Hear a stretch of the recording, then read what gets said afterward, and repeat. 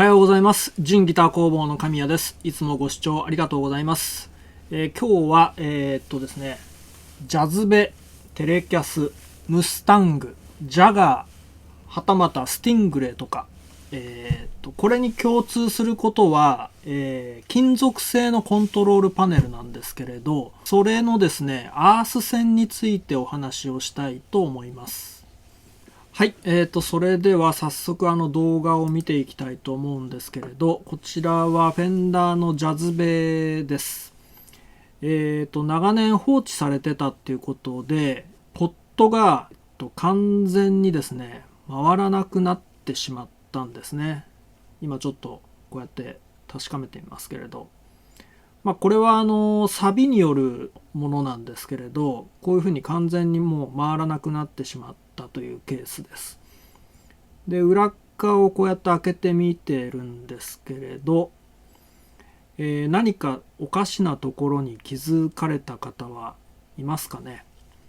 この動画をね、ご覧になられてる方は割と自分でこういろいろいじられる方も多いと思うので、何を言いたいのかね、ここにも書いてある通りわかると思うんですけれど、特にジャックの部分ですね。プラスの端子はちゃんとプラスの配線がされてますけれど、マイナスの端子には何にも配線されてないですよね。図を描いてみたんですが、ジャズベとかの金属製のコントロールパネルが使われているものというのは、アースというのはポットの背中だったり、弦アースもありますけれど、ギターとかベースの、金属部分っていうのは、基本的にはアースに落ちていないとダメなんですね。例外としてストラップピンの部分とか、あの辺は別にアースには落ちてないですけれど、各ポットというのは、本来であれば配線で繋いでないといけないんですね。マイナスなので。で、ジャックもそうなんですけれど、ジャズベとかの金属製のパネルが使われているものに関しては、配線の代わりに、この金属製のこのパネル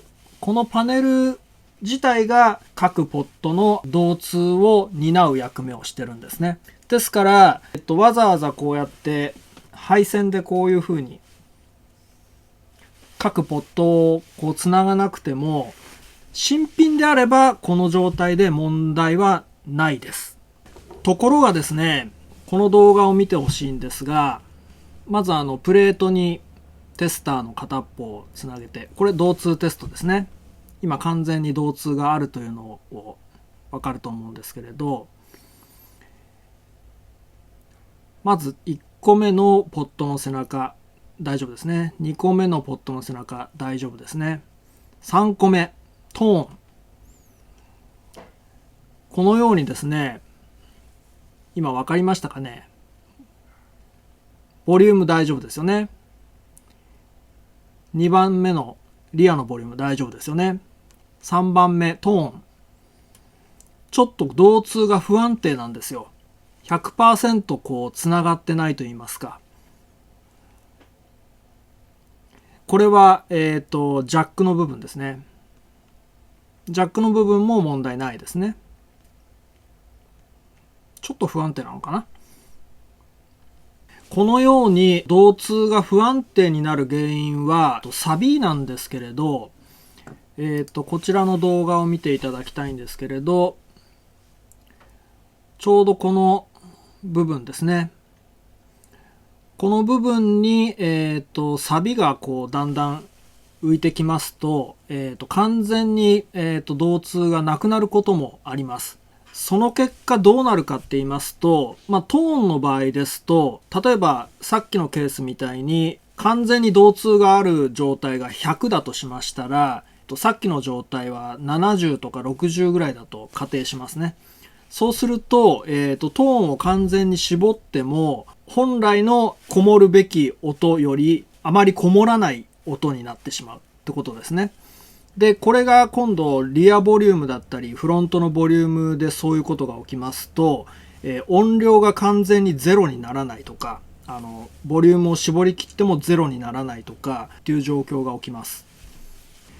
今、ポットをですね、新品に交換しまして、ジャックも新しいものに交換して、配線し直したんですけれど、基本的にこのプラスの配線、これでもう音はちゃんと出ます。ただしですね、先ほどの事例の通り、サビとかが浮きますと、また、ポットの背中とのこの導通がなくなってきたりしますので、やっぱりですね、必ずポットの背中はこういう風につないでほしいんですね。で、じゃあ、なぜ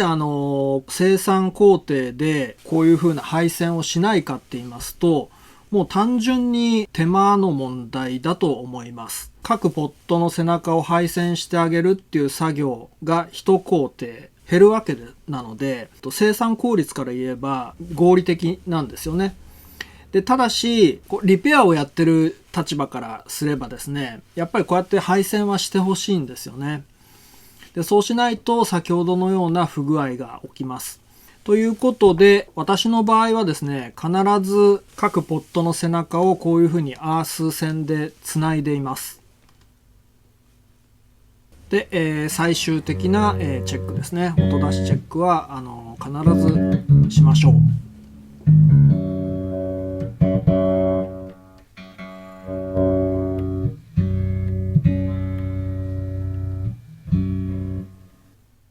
修理においてですね、アース浮きっていうのは結構ありまして、基本的にこれボリュームのポットの配線のごく一般的な配線ですけれど、ここの一番端子を基本的にアースにつなぎますよね。こうアースですけれど。で、ポットの背中にこうハンダ付けされてると思うんですが、このハンダ付けがですね、不安定ですと、ボリュームをこう絞った時に、完全にゼロにした時に、ごくごくわずかに音がこう漏れる、出ちゃうみたいなこともあります。ついこの前、フィッシュマンのですね、フルエンスだっけか。なんか最近出た新しいピックアップですよね。アクティブなんですけれど、それを取り付けてほしいというお客様で、ちょっといろいろありまして、そういう事例がありましたね。まあこういう感じでですね、素人の方がご自身でこうね、ハンダ付けで配線とかやられる場合は、割とそういう不具合っていうのはありますね。はい、いかがでしたでしょうか。ジャズベースとかムスタング、それからジャガー、テレキャスもそうですね。あとはスティングレーとか。まあ、よっぽどね、ガビガビにサビが浮いちゃってて、どうしようもないような状態にならなければ、一応金属のコントロールパネルでちゃんとね、ポットがこう、取り付けてあれば、それで導通は取れてるので、あまりこういう風なケースにはならないんですけれど、実際に事例として何度も私は経験してますので、もしご自身のコントロールパネルをね、裏側を見る機会がありましたら、ちゃんとこうポットの背中とかが配線でちゃんとつながってるかどうかは確かめた方がいいかもしれないです。よろしければ高評価ボタンとチャンネル登録お願いします。それでは。